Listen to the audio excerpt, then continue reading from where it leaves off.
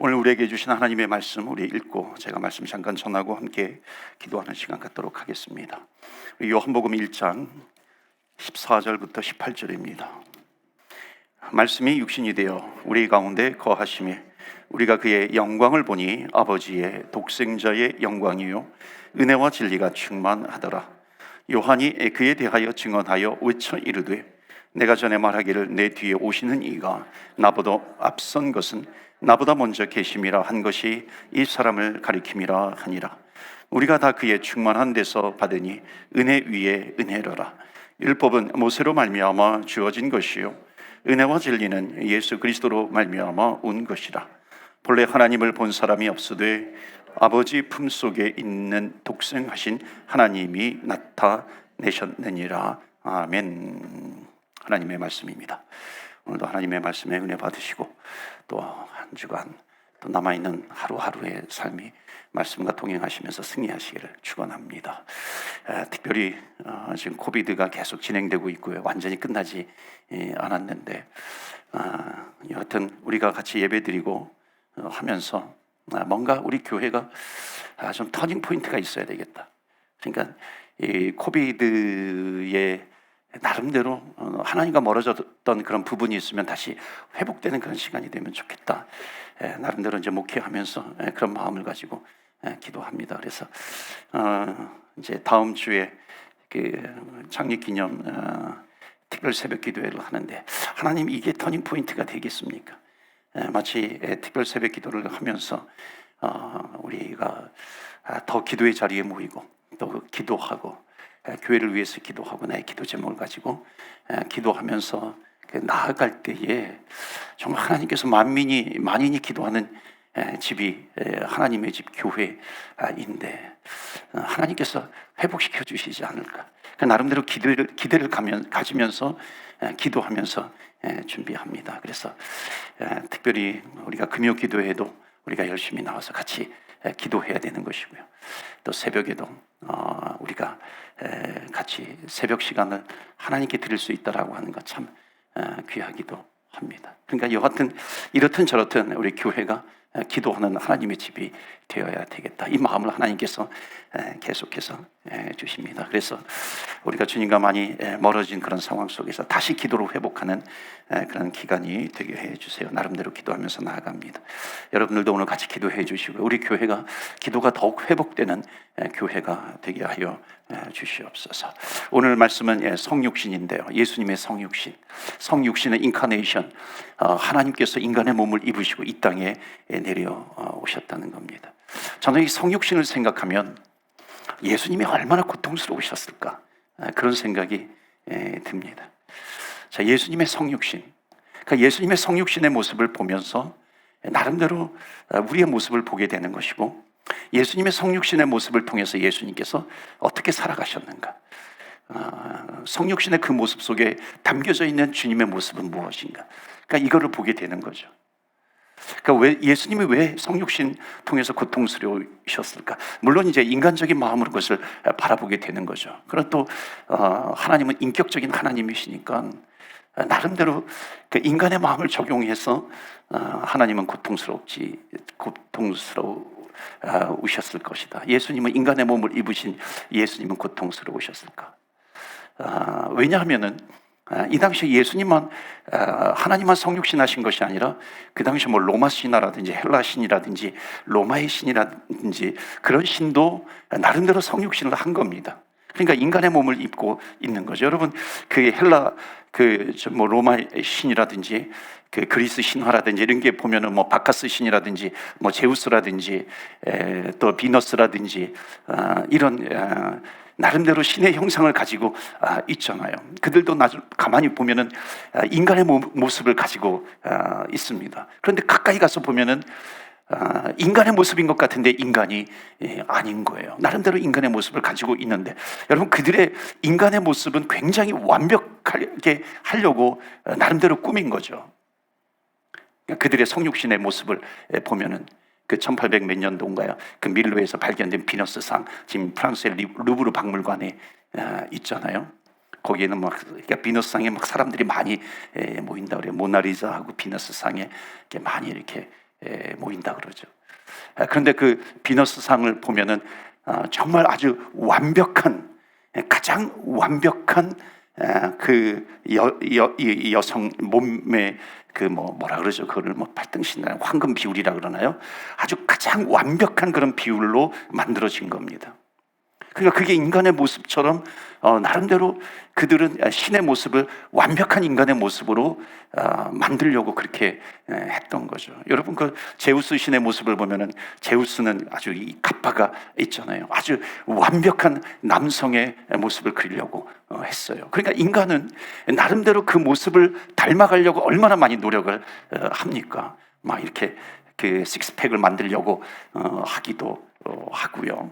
또 가장 어떤 완벽한 그런 이 헬라시라든지 그리스 신이라든지 그 신들의 모습을 보면은요, 무슨 뱃살이 나오거나 무슨 다크서클이 있거나 전혀 허리살이 있거나 전혀 그런 모습이 아니에요. 아주 완벽한 모습이잖아요. 그래서 인간은 어떻게 합니까?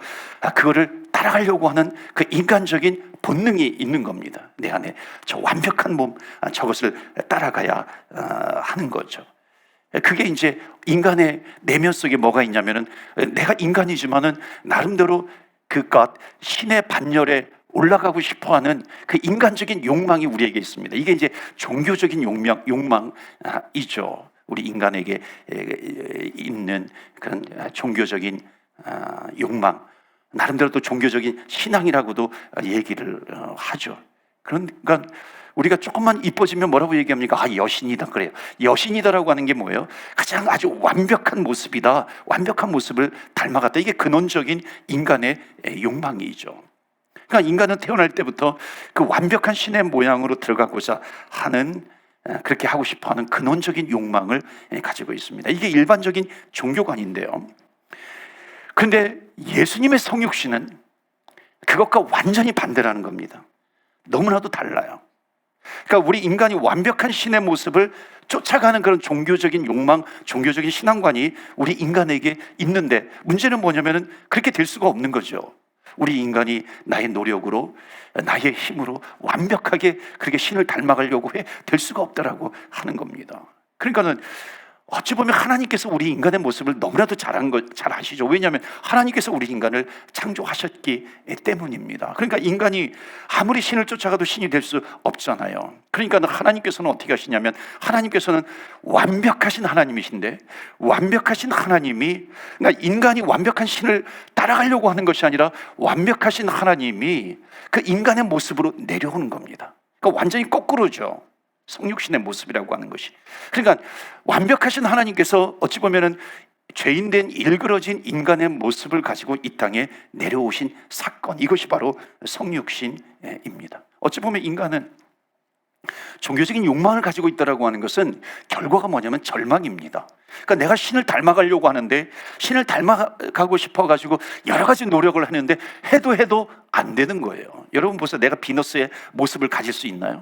제우스의 모습을 남자들이 가질 수 있나요? 안 된다는 겁니다. 그러니까는 그 인간의 그 종교적인 욕망이 있는데, 그 종교적인 욕망이 있는데 그것을 실현하려고 하는데 되나요? 안 된다는 겁니다. 거기에서 인간의 절망이 오는 거죠. 그러니까 하나님은 이것을 너무나도 잘 아세요. 그래서 그 절망 가운데 있는 인간, 하나님께서 오히려 거꾸로 완벽하신 하나님, 천국에 계신 하나님이시나 영광스러운 그 주님이신데, 그 주님이 인간의 모습을 가지시고 이 땅에 내려오신 그 인간의 그 얼그러진 모양, 인간의 그 죄된 모양, 인간이 어찌 보면 그 삐뚤어진 모습, 그런 모습을 담고자 이 땅에 내려오신 하나님, 이게 성육신 사건이라고 하는 겁니다. 그러니까 이 성육신 사건은요, 얼마나 큰 사랑의 극치인지 모릅니다. 인간의 모습을 너무나도 잘 알고 있어요. 인간의 그 아무리 발버둥 쳐도 되지 않는 절망 가운데 있는 인간의 모습을 너무나도 잘 아시는 겁니다. 여러분 한번 생각해 보세요. 하나님은 완벽하신 분인데 인간의 몸을 입고 이 땅에 오셔서 인간들과 같이 살아요. 여러분, 이게 얼마나 고통일까요? 그래서 제가 서두에 말씀드린 것이, 성육신을 생각할 때마다 예수님 얼마나 고통스러우셨을까. 그렇죠. 하늘의 영광의 보좌를 버리시고 이 땅에 그 인간의 모습을 가지고 인간의 모습을 가지시고 이 땅에 내려오셨잖아요. 그 죄된 인간들 사이에 내려오신 거잖아요. 그 틈에서 살아가시는 거예요. 인간적으로 생각해보면 얼마나 고통스러우셨을까. 마치 이렇게 비유할 수 있어요. 우리가 조금 이해한다면은, 여러분 그렇지 않습니까? 나는 죄가 하나도 없어요. 어떤 죄를 짓지 않은 사람인데 이 사람이 누명을 써가지고, 살인범 누명을 써가지고 감옥에 갇혔어요. 뭐 갑자기 이렇게 체포돼가지고 수갑 채워가지고 바로 제일에 끌려가가지고 쳐넣어졌는데 보니까는 1급 사형수들 사이에 쳐넣어진 겁니다. 나는 죄가 하나도 없는데, 나는 사람을 죽인 적도 없는데 누명을 써가지고 1급 살인범들, 무슨 1급 흉악범들 사이에서 1년이고 2년이고 언제 끝날지 모르는 10년이고 20년이고 그 속에서 살아가고 있는 모습을 한번 생각해 보세요. 얼마나 억울하겠어요. 얼마나 힘들겠어요. 누명 쓰고 들어가서 살아가는데 얼마나 그 마음속에 화병이 생기겠냔 말이에요. 그 하나님이 인간 세상의 죄인의 형상을 입고 오셔서 죄인들 가운데 사셨던 예수님의 모습, 얼마나 고통스러우셨을까요? 여러분, 그래서 하나님께서 인간이 되신 이 성육신 사건을 우리 낭만적으로 생각해서는 안 됩니다.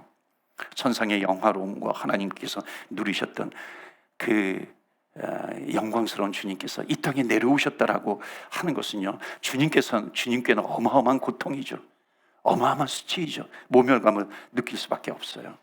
제가 어떤 분에게 제가 그런 얘기를 했어요. 영화 배우 같이 생기셨습니다. 그러니까 되게 기분 좋아하더라고요. 그런데 영화 배우 오달수 같이 생겼습니다. 그러니까는 막 기분 나빠 하는 거예요. 어떻게 나를 그렇게 비유를 하냐고.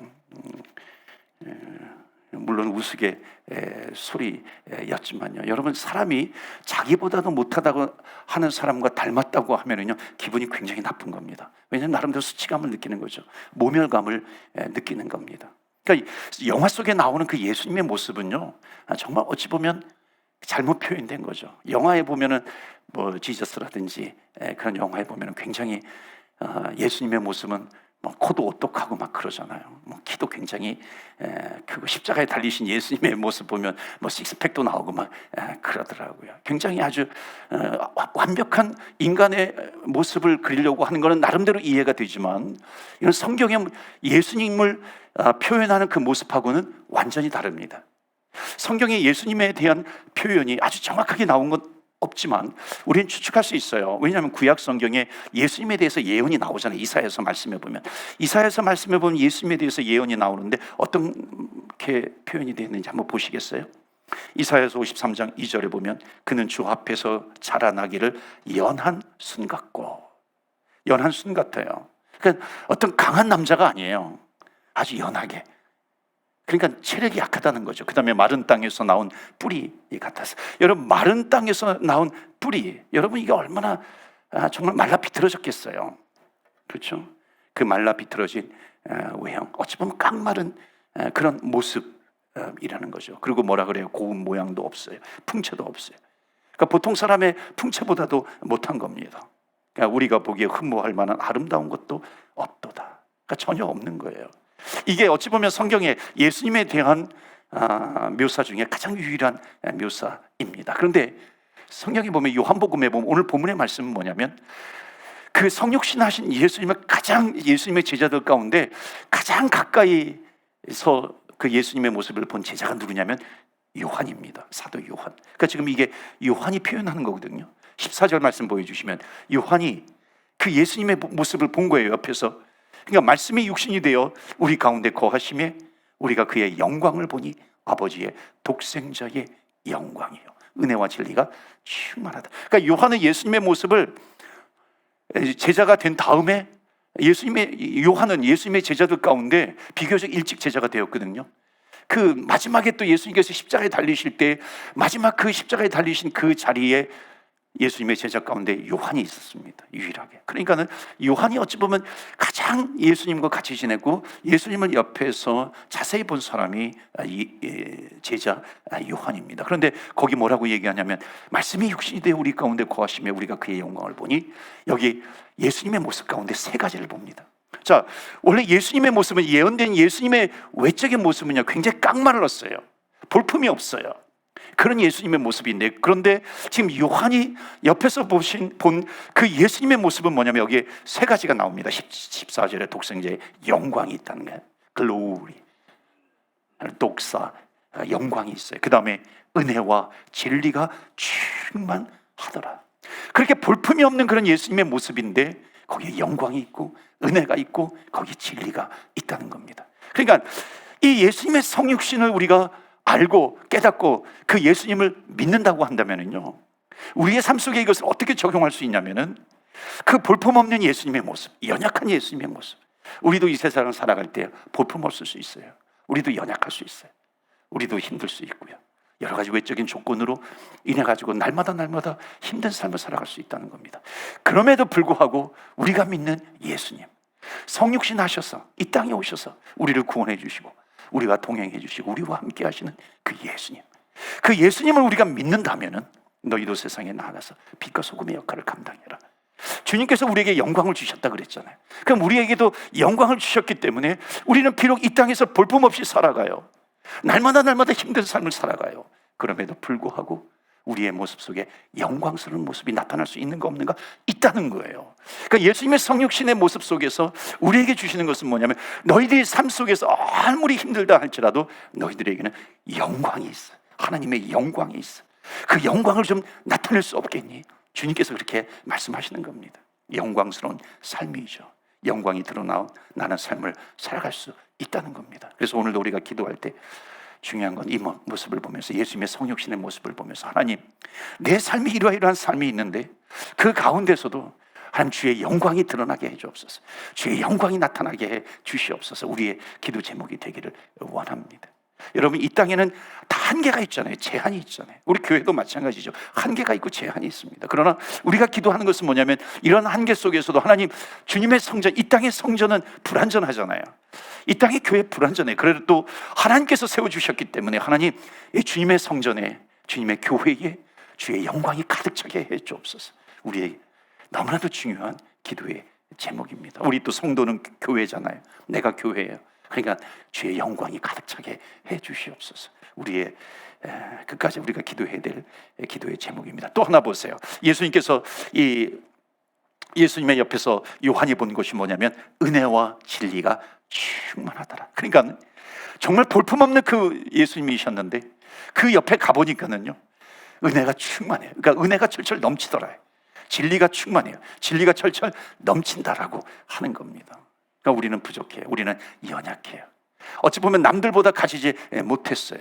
그런데 오늘 말씀 보면요, 그 성육신 하신 예수님의 모습을 보면은 우리도 얼마든지 그런 불완전한 부족한 조건 속에서도 얼마든지 은혜와 진리가 철철 넘칠 수 있는 그런 삶을 살아갈 수 있다 없다? 있다는 거예요. 그래서 오늘 우리가 기도합시다. 하나님, 영광이 드러나게 해주시고 은혜와 진리가 충만케 하여 주시옵소서. 우리가 말씀을 붙들고 기도해야 될 내용입니다. 그래서 요한은요, 세 가지를 증언하는 겁니다. 이분이 이 땅에 오신 하나님이시다. 영광이 가득하고 은혜 덩어리에 진리의 덩어리이신 예수님. 16절 보시겠어요? 이 은혜에 대해서 좀 더 구체적으로 설명합니다. 우리가 다 그의 충만한 데서 받으니 은혜 위에 은혜로라. Grace upon grace. 은혜 위에 은혜 강조하는 거죠. 은혜가 충만한 거예요. 은혜가 철철 넘치는 겁니다. 그런데 17절에 보시면요, 그 또 예수님의 은혜와 진리를 비교하는데 뭐와 비교하냐면 모세의 율법이에요. 17절에 율법은 모세로 말미암아 주어진 것이요 은혜와 진리는 예수 그리스도로 말미암아 온 것이라. 자, 예수님은 은혜와 진리예요. 모세가 가지고 온 것은 율법이라고 하는데, 자, 그래서 율법과 은혜와 진리의 그 차이점을 지금 설명해 주고 있는 겁니다. 그러니까 예수님은 율법보다 더 나으신 분인데, 예수님은 뭐 율법의 또 다른 표현이 아니라 뭐 다른 율법으로 오신 것이 아니라 전혀 다른 분으로 오셨다는 겁니다. 그렇다면 여러분, 율법이 했던 역할은 뭐고 예수님이 다른 모습으로 오셔서 하셨던 일이 뭔지를 우리는 알아야 되겠죠. 여러분, 율법이 해주는 역할은 뭐냐면, 율법은 어찌 보면 지적질하는 거죠. 만약에 재판정에서 말하면 판사와 검사와 같은 역할을 하는 거죠. 변호사는 아니죠. 변호사는 좀 이렇게 두둔해 주잖아요. 그런데 죄를 고발해요. 검사와 같이 죄를 고발하고 판결하는 역할을 하는 게 율법입니다. 그러니까는 여러분, 우리 율법에 가까이 가보면요, 자꾸만 죄를 지적하는 거예요. 그래서 613가지 율법을 주셨잖아요. 그래서 계속해서 지적하죠. 너 뭐 주일 성수하지 않았지? 너 기도하지 않았지? 너 뭐 헌금하지 않았지? 너 뭐 하지 않았지? 뭐 하지 않았지? 너 뭐 전도했어? 너 뭐 어떻게 너 죄 짓지, 죄 지었지, 너 거짓말했지, 너 마음으로 간음했지. 자꾸만 율법 옆에 가면 갈수록 우린 지적을 당하는 겁니다. 이게 율법의 역할이죠. 그러니까는 만약에 예수님이 율법이면요, 그 율법 옆에는 가기가 두려워요. 왜냐하면 가면은 자꾸만 죄를 지적하니까. 그러니까 예수님은 율법이 아니에요. 율법은 아니죠. 왜냐하면 만약에 예수님께서 율법이라고 하신다면 내가 예수님 옆에 가면은 자꾸만 내가 지적을 당하죠. 그러니까 가기가 싫어지는 겁니다. 왜? 또 지적하니까. 너 성경 읽었어 오늘? 너 오늘 뭐 전도했어? 너 지난주에 뭐 했어? 그러니까 예수님을 율법적인 그 역할로 우리에게 뭐 신앙생활을 지적하고 뭐 검사하는 판검사처럼 그렇게 하기 위해서 우리에게 오신 분이 아니라는 겁니다. 만약에 예수님이 그러면은 우리 멀리 있어도 두려운 거예요. 아, 저기 예수님이 계시네. 아, 가지 말아야지. 왜? 저기 옆에 가면은 자꾸만 내가 지적을 당하니까. 그러니까 예수님은 율법이 아니라는 겁니다. 그것을 지금 여기서 비교하고 있어요. 죄를 지적하는 거예요. 그런데 예수님은 지적하시는 분이 아니라 은혜와 진리가 충만하신 분, 은혜와 진리로 나에게 오신다는 겁니다. 율법이 줄 수 없는 정말 새로운 것을 우리에게 주셨다. 그러니까 예수님의 성육신 사건은요, 이 요한복음 1장에 나오는 이 내용은 뭐냐면 예수님은 어떤 분이신가, 하나님은 어떤 분이신가. 우리가 주님 앞에 옆에 가면 갈수록 우리가 죄의 지적을 당하는 것이 아니라 예수님 옆에 가면 갈수록 은혜가 느껴져요. 진리가 느껴지는 겁니다. 그렇다면 이 은혜가 무엇이고 진리가 무엇일까? 이것이 설명이 되어져야 되는데 이거예요.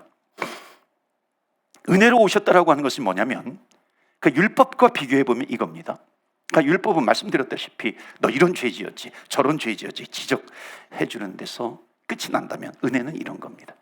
예수님 앞에서 예수님 제가 이런 죄를 지었습니다. 지난주에 제가 또 죄를 지었습니다. 그렇게 하면은요, 율법은 그래 너 지난주에 이런 죄를 지었으니까 판결을 하는 거잖아요. 형벌을 내리는 겁니다. 뭐 너 10일 동안 고행해야 돼. 너 헌금 띄어 먹었어? 너 뭐 거짓말 했어? 시체 만졌어? 율법에 나오잖아요. 너 시체 만졌어? 너 7일 동안 뭐 7번 동안 너 성전에 들어오면 안 돼. 그러니까 율법의 역할은 뭐냐면 형량을 매겨주는 겁니다. 그런데 은혜라고 하는 것은 뭐냐면 예수님 제가 지난주에 이런 죄를 지었습니다. 그러면 예수님께서 또 그러시죠. 너 또 무슨 죄를 지었어? 자백해봐. 그럼 우리가 내 입술로 죄를 자백합니다. 그럼 미쁘시고 의로우사 우리의 죄를, 그러니까 우리의 죄를 자백하는 거예요. 우리의 죄를 자백하게 되면은 자, 내 죄가 있어요. 똑같이 율법도 내 죄가, 율법 옆에서도 죄가 나타나요. 예수님 옆에서도 내 죄가 나타나요. 그런데 뭐가 틀리냐면 율법이라고 하는 것은 형량을 매겨주는 거예요. 너 이런 죄 지었으니까 너 이래야 돼, 저래야 돼, 저래야 돼. 그런데 예수님 앞에 가면은 그 형량을 매겨주는 것이 아니라 너 이런 죄 지었어, 이런 죄 지었어, 이런 죄 지었지. 그런데 그 죄를 나에게 줘라. 이게 은혜입니다. 그 죄를 나에게 줘. 그러니까 예수님께서 너 죄를 지었지, 죄를 지었지 그랬을 때 그것을 가지고서 지적을 하고 그것을 가지고 형량을 매기는 것이 아니라 너가 그 죄를 지었지, 그 죄를 나에게 주지 않겠니? 그러니까 예수님께서 그 죄를 가지시고 십자가에 달리셔서 십자가에서 우리의 죄를 다 담당하시고 십자가에 죽으셨다라고 하는 것. 그러니까 예수님께서 십자가에서 모든 것을 우리의 죄값을 지불해 주신 것, 이것이 뭐예요? 카리스, 은혜라고 하는 겁니다. 그레이스, 은혜예요. 그러니까 율법은 너 몇 년 이렇게 판결을 내리지만은 예수님은 그래 너가 이런 죄 지었어, 너가 이런 죄를 나에게 자백하는구나, 그래 그 죄 나에게 줘. 이게 은혜라는 겁니다. 그러니까 여러분, 그 은혜에 가는 것은요 두렵다 할지라도요 우리 죄를 담당하신 그리스도 앞에 가면은요 기쁨이에요. 기쁘게 갈 수 있는 겁니다. 그러니까 우리가 기도의 자리에 나왔다라고 하는 것은요 우리는 주님께 나가는 거잖아요. 영광의 보좌 앞에 나가 너무나도 기쁜 거예요. 왜냐하면 너가 이런 마음을 가지고 있구나, 너가 이런 기도의 제목을 가지고 있고 너가 이 내용을 가지고 너가 회개하고 있구나, 그 나에게 다오, 나에게 다오. 주님께서 그렇게 말씀하시는 겁니다. 그러니까 여러분 오늘 기도하실 때 주님 앞에 더욱 가까이 나오시는 저와 여러분 되시기를 주의 이름으로 축원합니다. 아멘. 주님은 우리를 다 아신다는 거예요. 은혜로우신 하나님. 그래서 요한이 본 예수님의 모습은 은혜와 진리가 충만하더라. 그게 은혜예요. 요한이 옆에서 느낀 겁니다. 여러분, 예수님께서 이 땅에 오셔서 성육신 하셔서 누구 사이에 있었어요? 죄인들 사이에 있었잖아요. 인간들 옆에 있었습니다. 왜? 죄를 가져가시려고.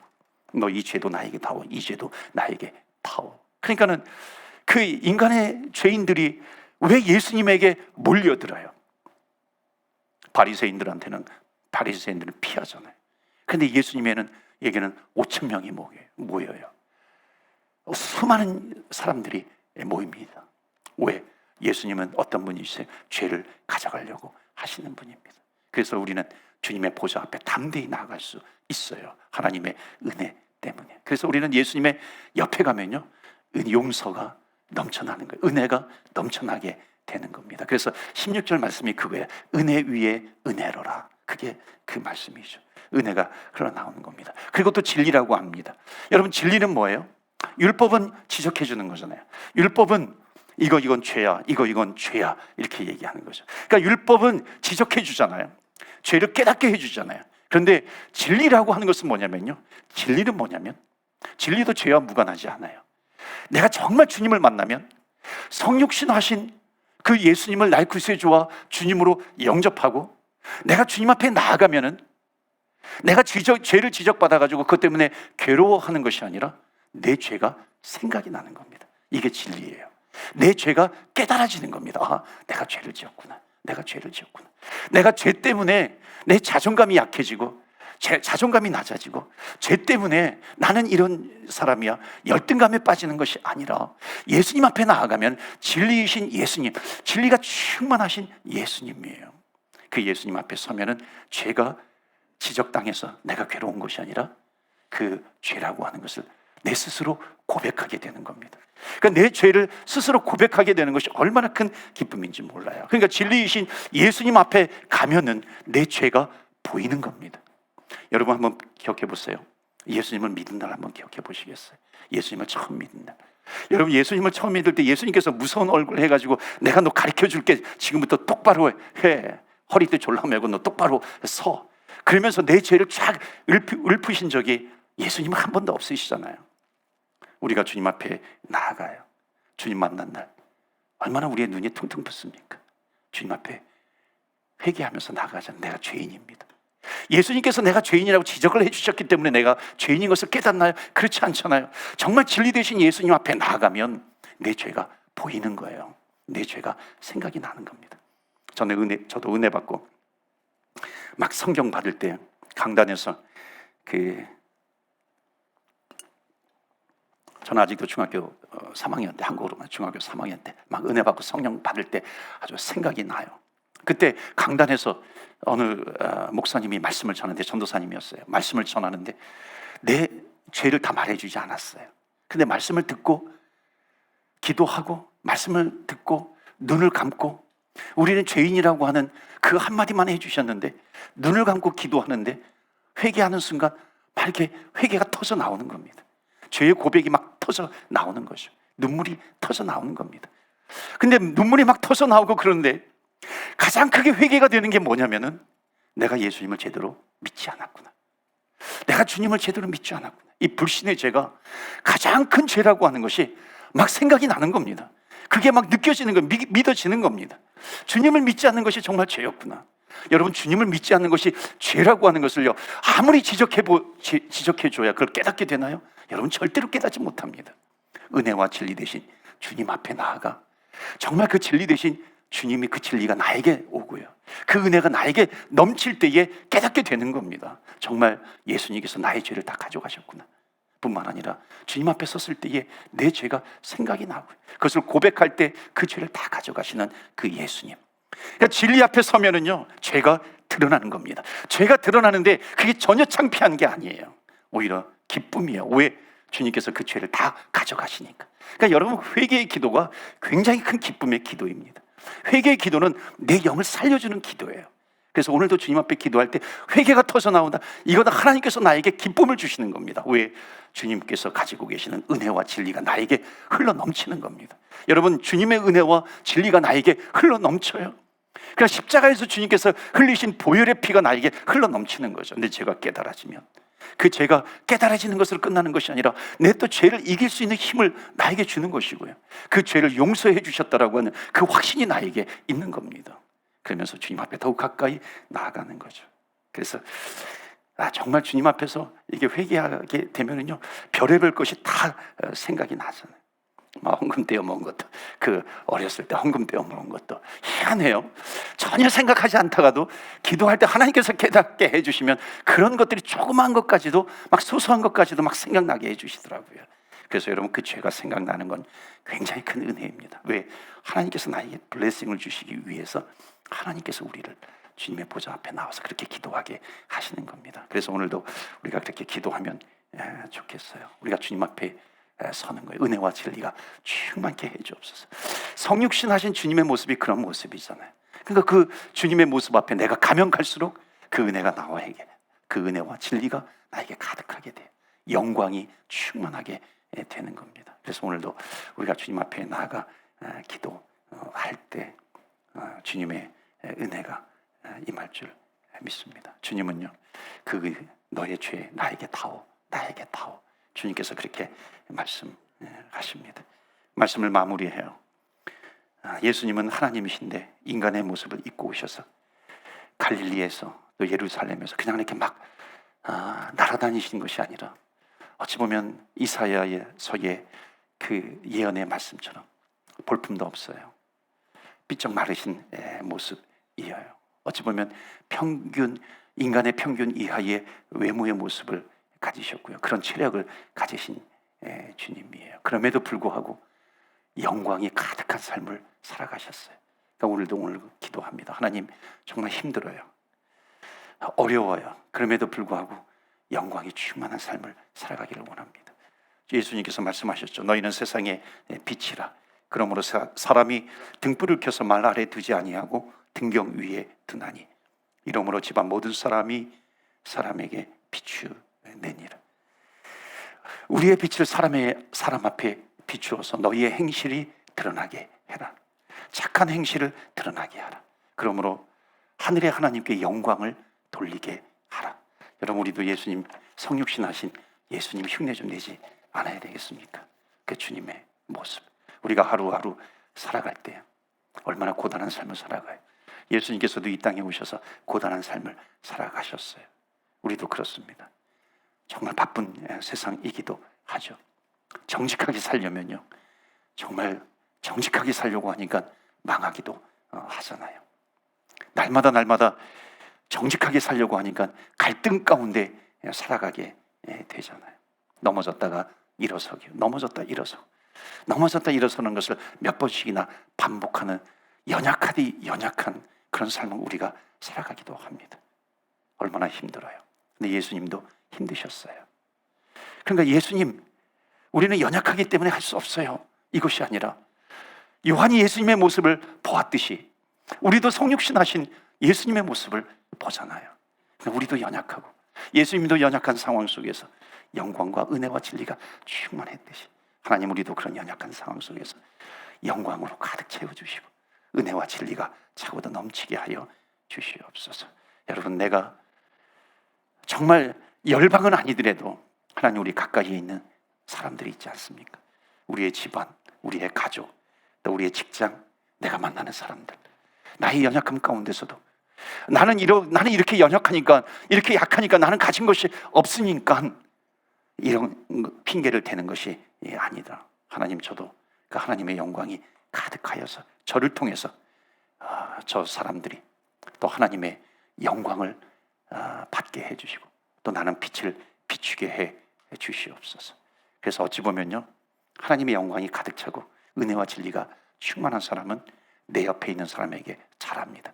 왜냐하면 내 옆에 있는 사람에게 그것이 흘러넘치기 때문에 그래요. 그래서 여러분, 옆에 있는 사람에게 잘하시기 바랍니다. 우리 한번 옆에 분 보세요. 한번 이렇게 하세요. 한번 이렇게 인사해 보겠어요. 당신 나에게 잘하세요. 한번 이렇게 인사해 보세요. 당신 나에게 잘하세요. 이거는 율법이에요. 근데 은혜와 진리가 충만하면요, 당신에게 잘하겠습니다. 여러분에게 잘하겠습니다. 한번 그렇게 인사해 보세요. 자, 옆에 분에게 잘하겠습니다. 우리는 잘하겠습니다 표현했지만 은혜와 진리가 하나님의 영광이 충만하고 그것이 흘러가기를 원합니다. 그러한 저와 여러분 되시기를 주의 이름으로 축원합니다. 아멘.